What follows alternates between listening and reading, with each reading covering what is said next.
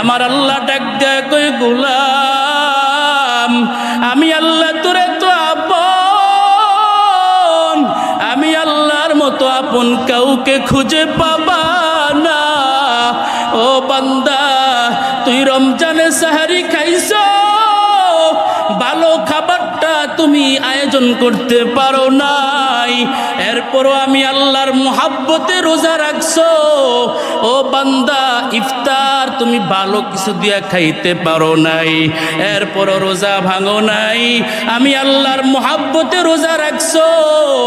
আল্লাহ বলে বান্দা ওই সমস্ত রোজাদার ঈদের ময়দানে যাবে, আর ঈদের ময়দান থেকে নিষ্পাপ বেগুনাহ আল্লাহর প্রিয় ইমানদার বান্দা হয়ে বাড়িতে ফিরে যাবে।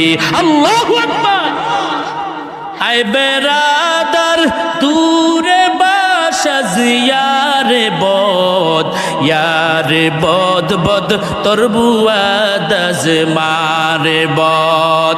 এরে আল্লাহর বান্দা, আমার আল্লাহ কয় ও বান্দা, বন্ধু যদি বানাইতে চাও আমি আল্লাহকে বন্ধু বানাও।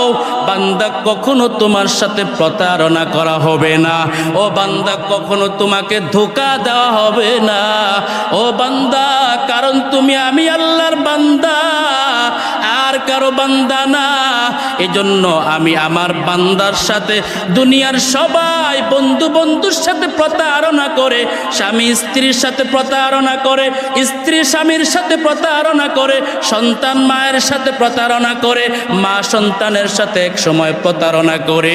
আল্লাহ পাক রব্বুল আলামিন জানায় আমি আল্লাহ আমার বান্দার সাথে কখনো প্রতারণা করব না।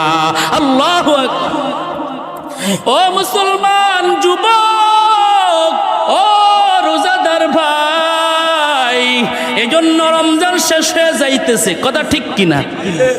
আর কত বান্দা আজকে আমি দেখলাম গতকাল সেহরির টাইমে আমার বিবি পর্যন্ত এক সময় প্রায় কান্নার অবস্থা, বলে এটাই তো হয়তো আমাদের জীবনের শেষ সেহরি, আবার বাঁচলেন আগামী বছর সেহরি খাইব।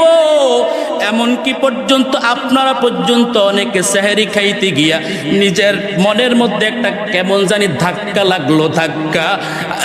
আয় আল্লাহ, আপনি আপনার এই প্রিয় বান্দা আমাকে সহ আমাদের গোটা পরিবারকে সহ আগামী রমজান পর্যন্ত দয়ার নজরে হায়াত বাড়ে